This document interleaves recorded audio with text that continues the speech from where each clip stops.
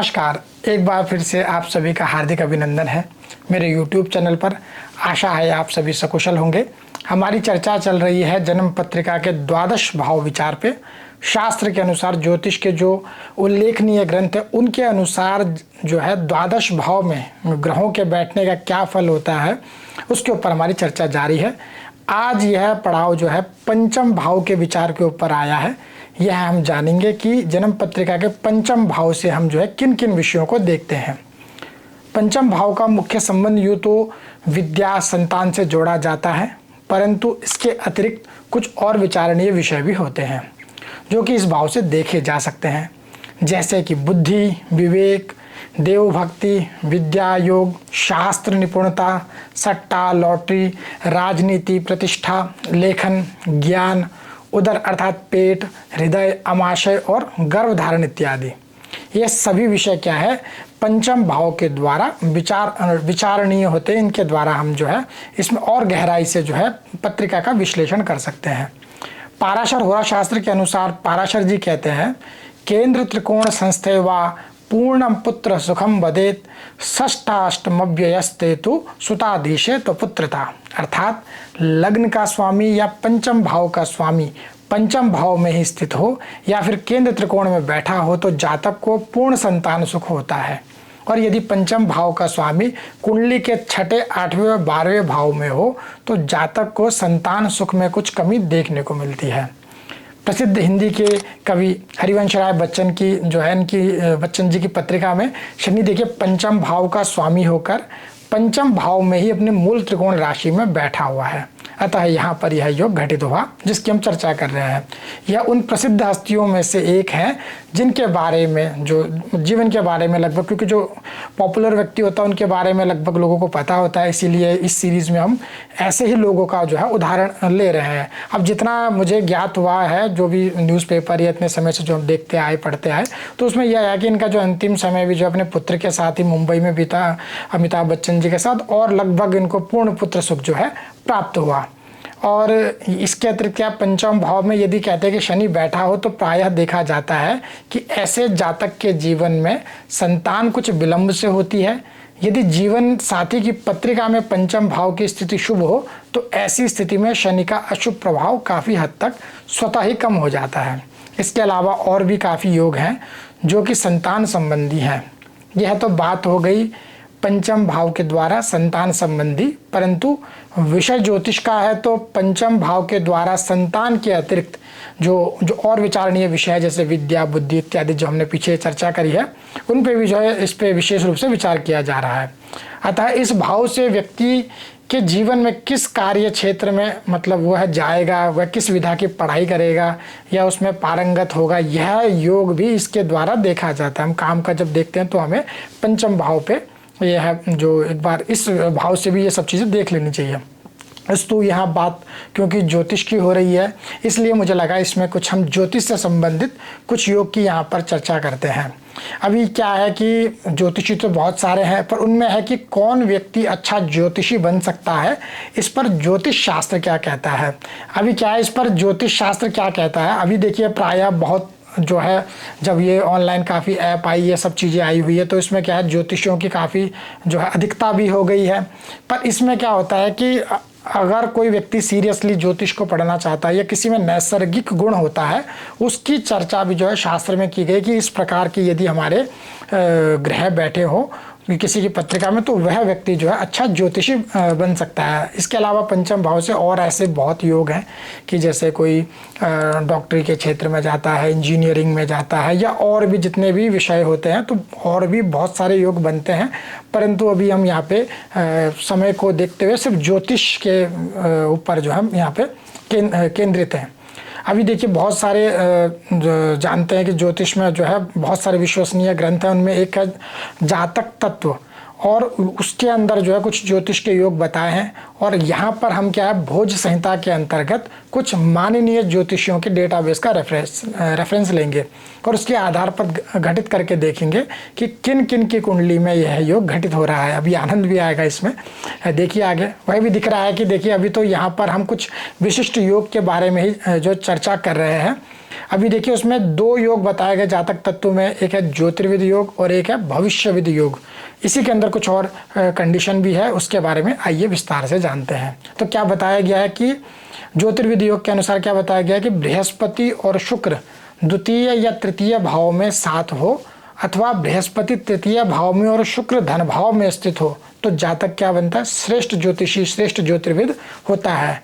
पहला योग तो यह है। दूसरे के अनुसार क्या है कि यदि द्वितीय भाव का स्वामी बलवान हो, अर्थात या तो अपनी उच्च राशि में बैठा हो या अपने मित्र राशि में बैठा हो, नीच राशि में ना हो, वह अपनी या फिर अपनी मूल त्रिकोण राशि में हो, तो यह स्थिति क्या होती है, बलवान कहलाती है। तो इस हिसाब से ऐसा क्या हो, द्वितीयश बलवान हो। इसके साथ ही केंद्र एकादश या त्रिकोण में बुध ग्रह स्थित हो। टेक्निकल वर्ड है, जो ज्योतिष के विद्यार्थी समझ गए होंगे कि इन भाव में यह है बुध की उपस्थिति होनी चाहिए। तो क्या कहते हैं, जातक उत्तम भविष्य वक्ता होता है। और दूसरा लक्षण क्या है, एक जो है एक योग जो एक और बताया गया उसके अनुसार क्या है कि बृहस्पति अपनी उच्च राशि कर्क में या धनु राशि में स्थित हो, तो जातक श्रेष्ठ ज्योतिषी होता है। यह भी एक स्थिति है। अभी क्या है, एक और क्या है कि पंचम भाव का कारक ग्रह बृहस्पति केंद्र या त्रिकोण में स्थित होकर शुभ ग्रहों से यदि दृष्ट हो, तो जातक भविष्य को जानने वाला होता है। अभी ये तो बड़ा कॉम्प्लिकेटेड हो गया। अभी देखिए एक काफ़ी प्रसिद्ध ज्योतिषी रहे हैं प्रोफेसर बेजान दारूवाला, उनकी पत्रिका में देखिए यहाँ रेफरेंस के लिए कि देखिए द्वितीय भाव का स्वामी शुक्र दशम भाव में बैठा है, और देखिए एकादश भाव में उच्च राशि के गुरु के साथ बुध भी बैठा हुआ है। तो यहाँ पर इनकी पत्रिका में ज्योतिर्विद योग है जो साक्षात रूप से देखने को मिल रहा है। अब इसके अलावा एक और रेफरेंस देखिए, जो बी रमन हैं, संपादक भी रहे हैं एस्ट्रोलॉजिकल मैगजीन के, ये काफ़ी प्रसिद्ध ज्योतिषी रहे हैं। अभी इनकी पत्रिका में देखिए कुंभ लगन की इनकी पत्रिका है। द्वितीय भाव का स्वामी बृहस्पति देखिए केंद्र में बैठा हुआ है और बलवान स्थिति में अपने मित्र राशि में है, और साथ में देखेंगे यह पंचम भाव का कारक ग्रह भी है। और देखेंगे कि देखिए इस पे जो है उच्च के चंद्रमा अपनी शुभ दृष्टि से भी जो है मतलब देख रहा है, इस पर डाल रहा है। तो यह योग देखिए इनकी पत्रिका में घटित हो रहा है। अब इसी प्रकार से देखिए एक ज्योतिर्विद योग और देखिए जो प्रसिद्ध लगभग सभी लोग परिचित हैं इनसे, डॉक्टर नारायण दत्त श्रीमाली जी, जो कि आधुनिक समय के काफ़ी ख्याति प्राप्त ज्योतिषी हैं। इनकी पत्रिका में भी देखिए इनका द्वितीय भाव का स्वामी चंद्रमा पंचम भाव में मूल त्रिकोण भाव में बैठा हुआ है, और गजकेसरी योग भी यहाँ पे बन रहा है, एक अलग है। पर देखिए साथ में इनका बुध जो है उच्च के सूर्य के साथ 11वें घर में भी बैठा हुआ है। तो इनकी पत्रिका में भी क्या हो रहा है, द्वितीय भाव का स्वामी बलवान है और बुध एकादश भाव में बैठा है। तो क्या हो गया, ज्योतिर्विद योग यहाँ पर घटित हो गया है। देखिए ये एग्जाम्पल से आपको समझ में आ गया होगा कि हाँ अच्छे ज्योतिषी की क्या पहचान है। पहले क्योंकि पहला योग तो खुद ही की पत्रिका में घटा के देखना चाहिए, फिर जो है फिर उसके बाद आगे लोगों की पत्रिका में देखना चाहिए। ये तो देखिए ये तो हो गई ज्योतिर्विद योग के बारे में। अब हम सामान्य रूप से जानेंगे कि पंचम भाव के स्वामी का जन्म कुंडली के 12 भाव में बैठने का क्या फल होता है। कहा गया है पंचम भाव का स्वामी लग्न में स्थित हो तो जातक विख्यात, अच्छे शरीर वाला, शास्त्र को जानने वाला, संगीत को जानने वाला, वह सत्कर्म में कार्यरत होता है। यदि पंचमेश द्वितीय भाव में हो तो जातक को धन का अभाव, संगीत आदि और काव्य कला का ज्ञान होता है, साथ ही कुछ कष्ट प्राप्त होता है। यदि यह शुभ ग्रह हो तो शुभ फल की प्राप्ति होती है, तो इसका मतलब कष्ट उतना नहीं रहता।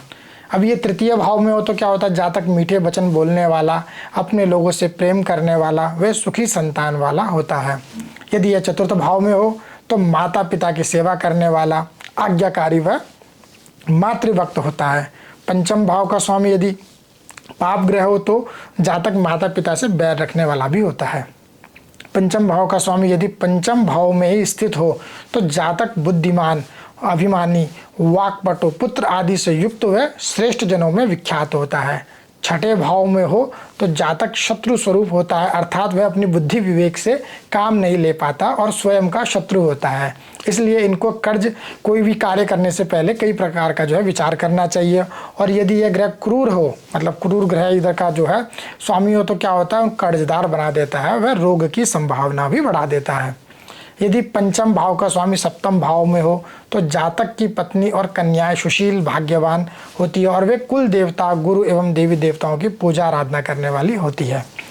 यदि यह ग्रह अष्टम भाव में हो तो जातक कड़वे शब्दों का प्रयोग करने वाला, स्त्रियों में अधिक आसक्त, किसी अंग में चोट व भाई बहन से युक्त होता है एवं उन्हें उससे जो है सुख की प्राप्ति भी होती है। यदि पंचम भाव का स्वामी नवम भाव में हो तो क्या होता है, जातक विद्वान, कवि, संगीतज्ञ, राज सम्मानित एवं नाट्य कला का रसिक होता है।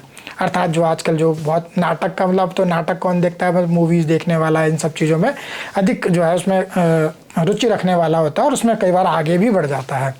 अभी दशम भाव में हो तो क्या होता है, जातक राजकीय कार्यों में निरत, राज कृपा से धन प्राप्त करने वाला, सत्कर्म में जो है रत रहता है, श्रेष्ठ होता है, सुखी होता है। यदि यह ग्रह क्या एकादश भाव में तो क्या होता है, जातक शूरवीर, पुत्रवान, पुण्यात्मा, भोगी, संगीत आदि ललित कलाओं में निष्णात व राजा से धन प्राप्त करने वाला होता है। और यदि यह ग्रह 12वें घर में हो और यह पाप ग्रह हो तो संतान के जो है सुख में जो है उसको संतान सुख में थोड़ी कमी रहती है। यदि यह शुभ ग्रह हो तो पुत्रों से युक्त होता है, तो इसका मतलब उसे संतान से संबंधित कोई समस्या ऐसी नहीं रहती। परंतु कुछ ऐसा जरूर रहता है कि उसका अपनी संतान से थोड़ी अनबन जरूर रहती है, एवं ऐसा जातक अपने जन्म स्थान से दूर विदेश में सुख भोगता है। तो ये हमारी बात हो गई कि पंचम भाव के स्वामी का द्वादश भाव में बैठे होने का क्या फल होता है। एक सामान्य फल है, इसके अंदर और गहराई से देखेंगे तो और कुछ जो है विस्तृत जानकारी आपको प्राप्त हो जाएगी। ये तो एक फॉर्मूला मात्र है और कुछ उसके अनुसार प्रेडिक्शन है, अपनी अपनी पत्रिका में आप इसको घटा करके देखें। आशा करता हूँ आज के इस एपिसोड से भी आपके ज्योतिष के ज्ञान में कुछ जो है और कोश आपका बढ़ा होगा। जिन लोगों को पत्रिका देखनी नहीं आती है वह उनके लिए एक बार फिर से बता देता हूं कि आप जो है अपनी date of birth, time, place हमें हमारी जो है एप्लीकेशन पर भेज सकते हैं, जहां आपको एक सवाल का जवाब बिल्कुल फ्री मिलेगा। आपकी जो है सहायता के लिए लिंक नीचे इसमें डाल दे रहा हूं डिस्क्रिप्शन में। और जो लोग अपनी पत्रिका के बारे में और गहराई से जानना चाहते हैं, कुछ डिटेल में दिखाना चाहते हैं, तो वह भी नीचे दिए गए नंबर पर अपॉइंटमेंट बुक कर सकते हैं। ठीक है, फिर मिलते हैं अगली वीडियो में। तब तक के लिए आप सुखी रहें, संपन्न रहें। जय माता की।